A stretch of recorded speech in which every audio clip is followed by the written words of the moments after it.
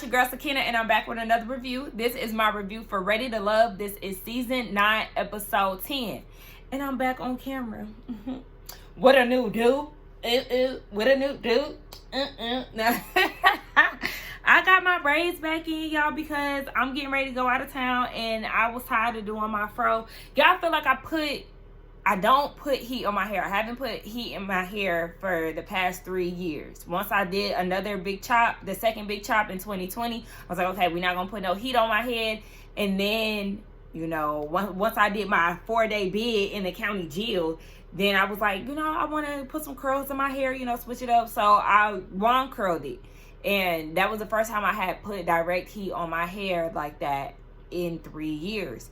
So then I did it again at one point throughout that period of time, and I was just freaking out. I started freaking out instantly, like, oh my gosh, don't want to mess up my curl pattern. I can't do that. I was like, yeah, I don't feel like doing my hair. I gotta put it in some braids because I don't want to get into that habit of putting heat on my hair again. Putting a lot of heat on my hair, it is not well. It just seems like my hair is very no heat, or we gonna go out. We gonna straighten out. So I washed my hair after I, you know, put heat on it, and it reverted back. So I was thankful. I was like, yeah, now it's time to braid you up, sister girl, because we ain't got time to damage the work in progress that we've done. But let's go ahead and get into this review, y'all, because this definitely was one for the books. Some people done truly lost their minds, and we'll get into that. So the episode picks up where it left off last week by Sierra. I already knew she was going to get eliminated. I already told y'all she was giving homegirl vibes, and there's nothing wrong with that. But it wasn't like she was truly here to find her connection, because it just wasn't there to begin with. For a lot of people in this cast, their connection is not here, and it's just as simple as that. But Sierra already knew that she was going to go home because she didn't unpack her bags. I said, you set that expectation, but you already knew what was coming. So the women have the power to eliminate. And at this point, Jessica is making note of, you know, her being tough, her being a boss, and now she's being combative. And then you got her cheerleader, Janelle, making all these comments. Wow, you know, it sounds familiar. I said, okay, well, she already know who done said what. And Jessica is already hip to it, too. So she said that she's definitely turned off by the choice of words. Meanwhile, Chris is smiling uncomfortably. Yeah, because you know that you're the one who said this. I said, he really is something else. I just don't see it for Chris. So they all go in the house, and Chris is asking Morier how he feels. And Janelle is like, you should be asking Jessica that. I said, Chris does not care not one bit how Jessica feels, because he's the one who is saying this about her. So Jessica said that she didn't say anything combative, so she really doesn't understand what's going on. But you already know her pit bull Janelle gonna take care of it. So she wants to know, how are y'all, the men, comfortable using the word combative when it comes down to black women? And Jessica wants to know who said it. Meanwhile, Chris over there on mute. Word to Beyonce. And I said, the thing that the men are doing in this, like, I don't want to snitch thing, it's like, come on, how old are we? I get it. You want to stay in your lane. That's not your problem, or that's not your business to tell. But I was like, y'all don't want to snitch? How old are we? Y'all in y'all 40s. Come on, relax. So Morier, he leaves the room because he's uncomfortable, and he also is disappointed that Chris isn't owning up to what he said. So Jessica said combative is an inaccurate description of her, and Quentin agrees. And Chris was like, it's not even worth talking about it because we know how each other respond to situations. I said, ding, ding, ding. You're telling on yourself. We already know that you said it. So Kat is looking around the house for Morier to talk to him. I just don't understand, girl. You should have just self-eliminated. You could have went home with Sierra, because your connection is not there. You're looking for last-minute connections. It's gonna do you no good, trust me. In her confessional, she said that she's unsure why the girls, aka Jessica and Janelle, are offended by the men's choice of words, if that's their experience. I said true, but I would understand if they described her as dry, or, you know, have a bit of an attitude. That I could handle. But calling her combative, that's not accurate. She has not been combative. That is more so Janelle. And I just think it's so weird that all of a sudden she likes Morier. Girl, come on. So Jessica and Janelle, aka the Mean Girls, they have a talk, and Jessica said that she doesn't like the fact that Chris didn't fess up to what he said because she already knows that it came from him. But at this point, she's also side-eyeing Morier because she can't trust him. I said, well, okay, in that case, it's time for you to self-eliminate, because why can't you trust Morier? Morier is simply the messenger. Now, when you had to tell one of the guys that they went home on one of the eliminations, I think it was the hold down or whatever, if you had to deliver that message, wouldn't you think that it was wrong for somebody to look at you like, oh, you're calling me this, this, and that, when you were just simply the middleman between the ladies? So then Morier sitting there acting all stressed out because of his delivery. You know, the words that he used to describe Jessica. Just like I said again, you were the middleman. You were delivering the message from the men to the ladies. That's what Chris said. He's been using this combative word to describe who was Erica, child? To describe Jessica. So you just delivered the news. That's it. Like, if that's how Chris felt, that's how he felt. But that has nothing to do with you, Morier. So stop internalizing it. So Phil and Quentin tell him, just talk to her. So then Quentin, Chris, and Phil, they go fishing, child. They don't know what they doing. They waiting on Morier to save them. But Lee, Aries, and Kat, they come to join them. And Lee and Quentin, you know, they having a little bit of a long time. Very light on the little bit. Quentin caught a fish, and Lee is trying to help him get it off the hook. Here comes Janelle popping out the house. Babe, you caught us a fish? I know that's right. We eating good tonight. Just doing all of this fake and phony performative BS. Like, girl, you are so territorial and always have to make it known that you're in the bushes lurking somewhere anytime you sniff or just see a woman inching closer to Quentin. Cut it out. It's pathetic. But at the same time, Lee just let him go about his business and be where he at. Because even in the preview, I seen that all of a sudden he wanted to try to come back around to you. I'm guessing maybe something went left with the whole Janelle meeting the family situation, or you meet her family. Something went left. And all of a sudden you want to crawl back to Lee. I'm not your second choice. Okay? So, I mean, I'm going to save my opinions for next week. But I just peeped that. And she already caught up on his game anyway. When you cannot say my name. Sorry, I couldn't resist. I don't know. Quentin just seems really whack to me, especially because he's associating himself with toxic ass Janelle. So Chris has something special for Lee, and he tells Phil, I have to borrow my woman real quick. Yo, woman? Fake. Putting on. He's pulling strings so he can stay in the competition, and he gifted her some sandals. I said, I can't. Even him admitting that was just wild to me. He admitted that in his confessional. Yeah, you're doing the most just so you can stay on the competition, and I don't understand why people do that. Baby, you've gotten enough exposure on this show. Where we at? Episode 10? It might be week 10 of this for y'all. We've got enough footage of you on this show, okay? At this point, you could just go ahead and go home. I don't understand why y'all try to get to the end of the show when y'all know y'all don't have any strong connections. Like I said, it's not like y'all are winning any money at the end. Y'all not getting a big fat check at the end of this. So what is your reason? You've gotten enough exposure, like I said. And y'all know who he reminds me of?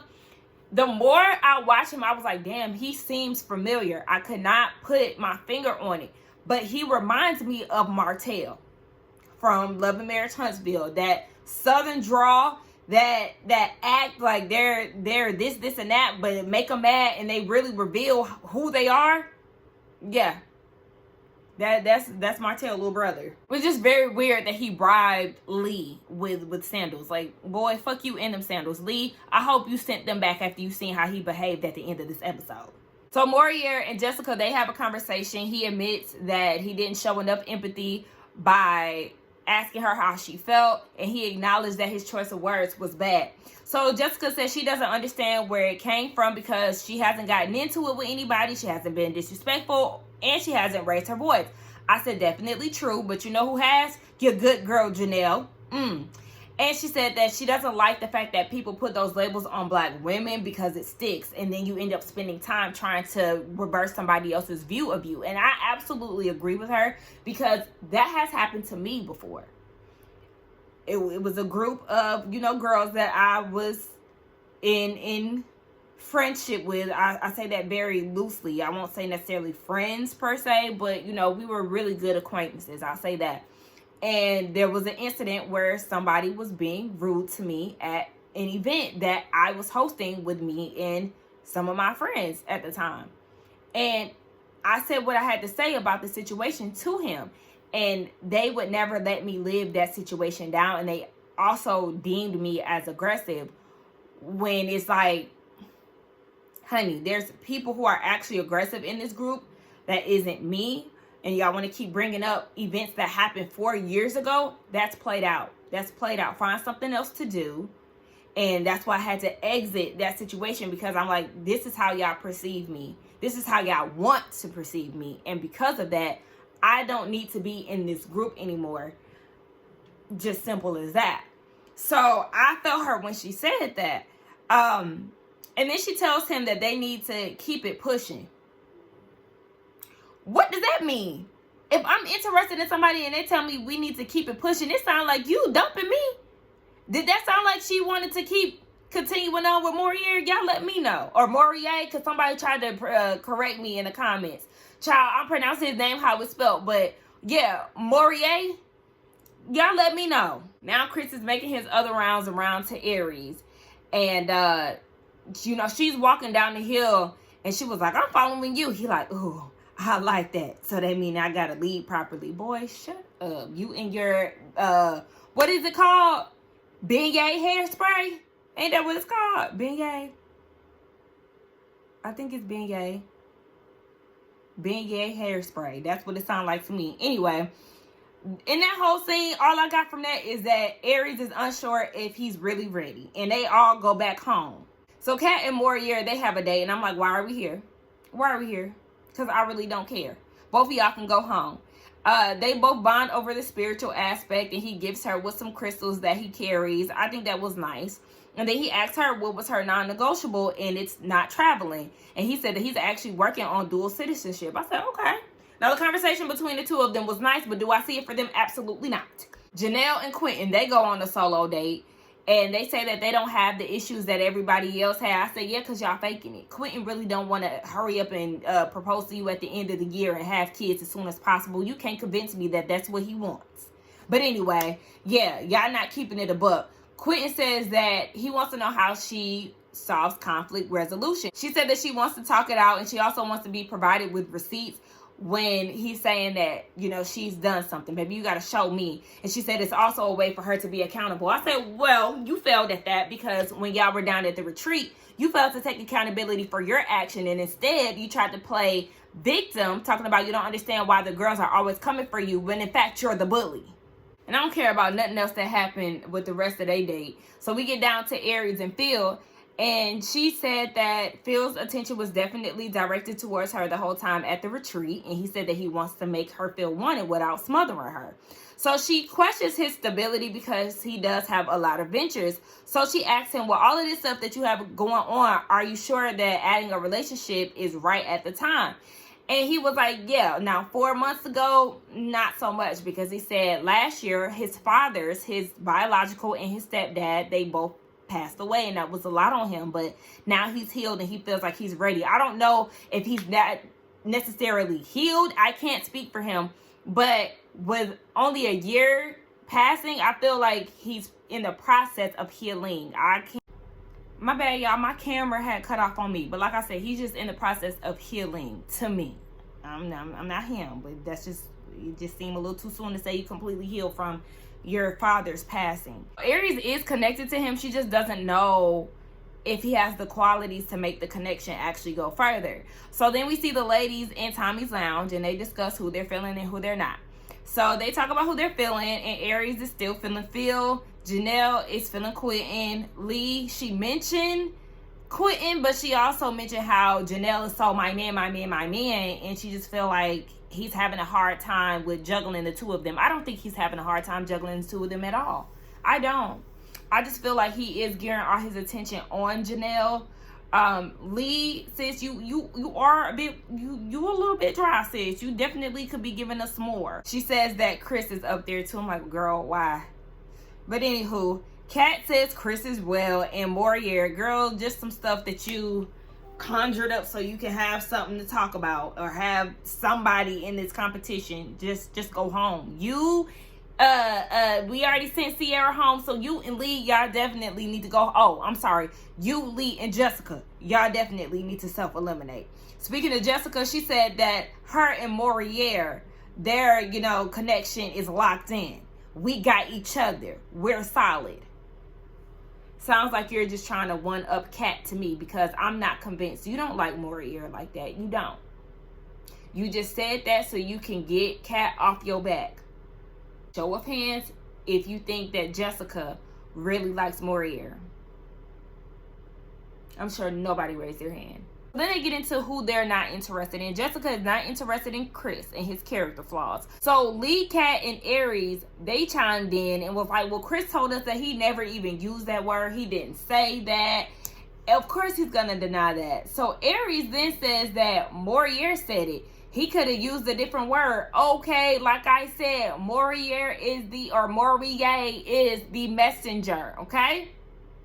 So let's not do too much when it comes down to that.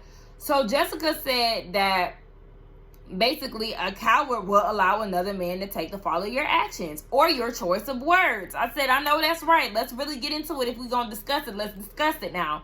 So Jessica said that he's mad because he can't buy me anything. And Leah's looking like, so what does that mean? Because, and Jessica was like, no, well, this has nothing to do with you. And Lee was like, yeah, well, he bought me something, so how am I not supposed to take that as shade? Rightfully so, because if you ask me, it was definitely shade. Otherwise, why would you have said it, Jessica? You was trying to be shady.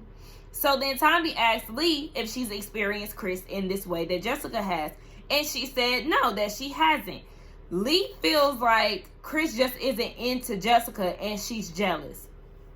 We're not going to do that. Lee, we're not going to do that. We are not going to do that. And I know that you're looking crazy right now watching you say this and knowing who he really is at his core. Like, come on. I highly doubt, I have no doubt in my mind that Jessica is jealous. Jessica don't want that man. She's not interested in him. They basically have a mutual feeling towards each other. Neither one of them want to be with each other. She's fine where she is when it comes down to Chris, but for some reason, Chris continuously has this combative thing. He's on a smear campaign when it comes down to her. So it's just like, girl, let's not do that. So Kat is not interested in Quentin. Aries not interested in Morier. Lee isn't interested in him either.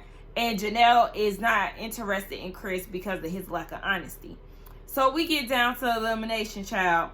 And basically, let's just go ahead and skip that. Morier is safe. He's still ready to love, even though they look at him as a homeboy.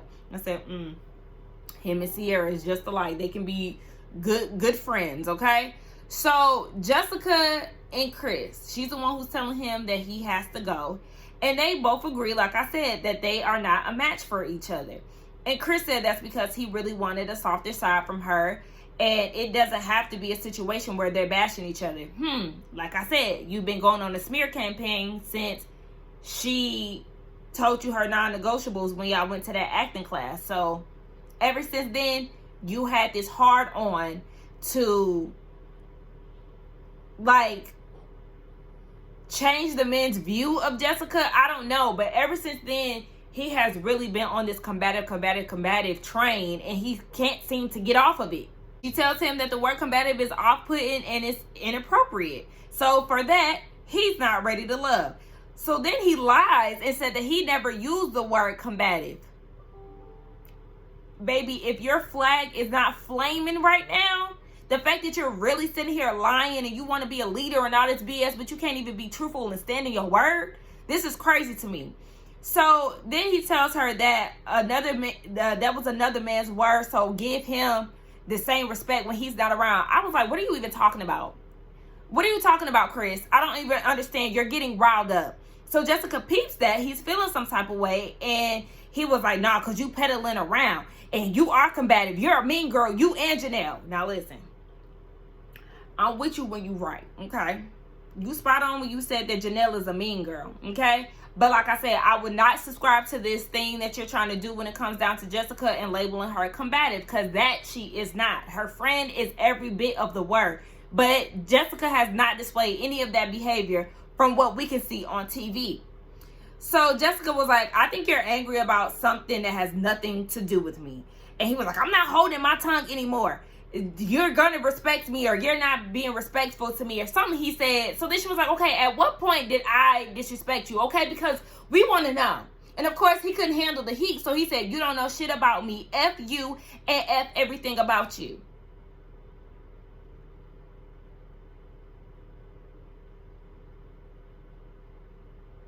Excuse me? Excuse the out of me. Jessica handled that very well. For somebody who is combative, baby, she didn't even give you any type of energy when it came down to it. You couldn't handle it. You couldn't handle her just sitting there and having a civil conversation with you. You were riled up by that because you don't look at women as equals. Let's not forget that he said that, ladies who want to put on their cape for him in the elimination in the lounge or whatever. Let's be real. He does not see women as equals. He came out of his mouth and said that. So for somebody like Jessica, a woman, to step up to him or him feeling challenged, because remember Janelle said that he has an issue with being challenged. He felt challenged by her and he couldn't take that. He couldn't put on that representative that he'd been putting on this entire season. So now all of a sudden it's F you, but he was trying to hold back and try not to disrespect her as a woman. You don't respect women. You don't see them as your equal because they're too emotional. But look who cracked, baby. It was crazy. We're mighty emotional in this, sir. And I can't wait to see how Tommy is going to handle you at the reunion. If he brushes this off, this is crazy. Because I think this is one of the worst interactions. I think this is the worst interaction that we've seen with a man on Ready to Love.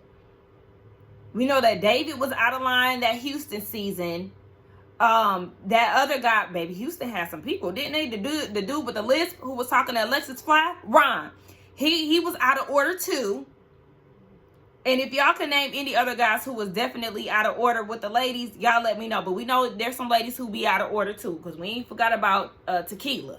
Anywho, hell, and Janelle, shoot, and what's that other girl? What was that? The DC season. I liked her at first. She was a dark-skinned girl who got mad at the dude who was eating the risotto, and she had came back in there and stormed out.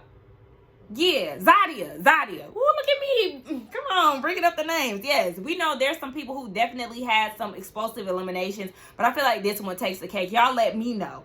Child, let's get down in the comments and let's talk about it. I forgot he did say that she was evil and she was trying to put him down, but yet you had so much to say about her. She didn't disrespect you. She didn't raise her voice at you at any given moment in this situation. Baby, you're triggered by something. You're triggered by something that has nothing to do with Jessica. Jessica must remind you of some ex or something. Some girl that played you in high school that got you together or something. I don't understand. But you're triggered by something that has nothing to do with her. Just like she said, she called you out and she hit the nail on the head, baby. You're weak. You're very weak. But anyway, let's get down in the comments. Don't forget to like, comment, and subscribe. And I will see y'all in the next one. Bye.